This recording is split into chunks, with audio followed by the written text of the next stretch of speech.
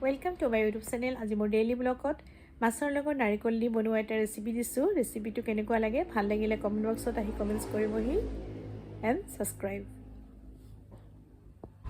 এয়া সব নাৰিকলটো মই ৰুকি লৈছো।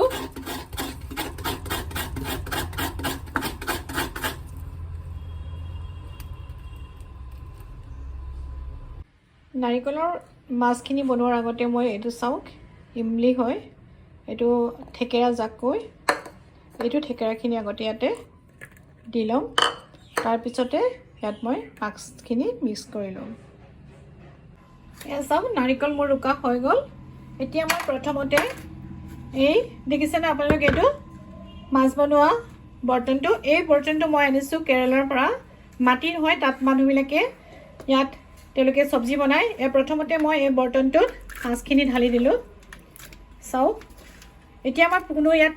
তেল ইউজ নকৰো প্ৰথমতে মাছখিনি ঢালি দিয়াৰ পিছত মই কাটি ৰখা জলকীয়া আৰু কাৰিপত্তাখিনি ওপৰত দি দিলো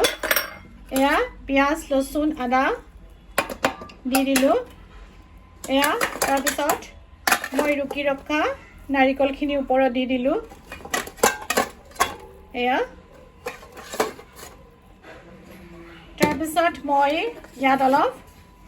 নিমখ পৰিমাণ অনুযায়ী দি দিলো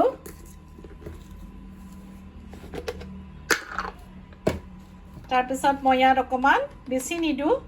অলপ হালধি দি দিলো এতিয়া কি কৰিম মই গুটেখিনি একেলগে মিক্স কৰিম পানী কিন্তু ইয়াত মই এনেকৈ যেনেকৈ আমি বইল কৰিলে বা মাছ বইল কৰা হোক কিবা এটা বইল কৰিলে যেনেকৈ পানী অভাৰ দিও তেনেকৈ পানী নিদু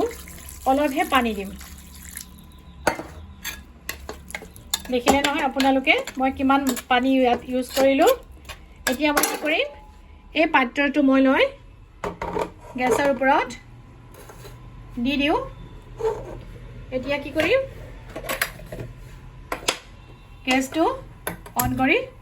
এতিয়া অলপ সময় বইল হ'বলৈ চাওক ইমান ইজি পদ্ধতিটো মাছ বনাব পাৰি কিয়নো চাওক আমি সকলো সময়তে তেল খায়ে থাকো তেলত মাছ বনাই ফ্ৰাই কৰি থাকো তেলত বা মাছৰ সবজি বনায়ে থাকো কেতিয়াবা আমি আমাৰ ট্ৰেডিশনাল যিবোৰ মাছৰ লগত বনাব পৰা বইল সবজি হেতু আমি কৰো কিন্তু কেতিয়াবা আপোনালোকে এটো কৰি চাবচোন নাৰিকলৰ লগত মাছৰ সবজি খুব ভাল লাগে কিন্তু খাই একদম মই এটো ড্ৰাই কৰি দিম আপোনালোকক মই ভিডিওটো শেয়াৰ কৰি থাকিম চাব এয়া চাওক এতিয়া মাছখিনি ইমান ধুনীয়াকৈ উতলিবলৈ লৈছে চাওক নাৰিকলৰ লগত যেতিয়া আমি মাছখিনি মিক্স কৰি দিলো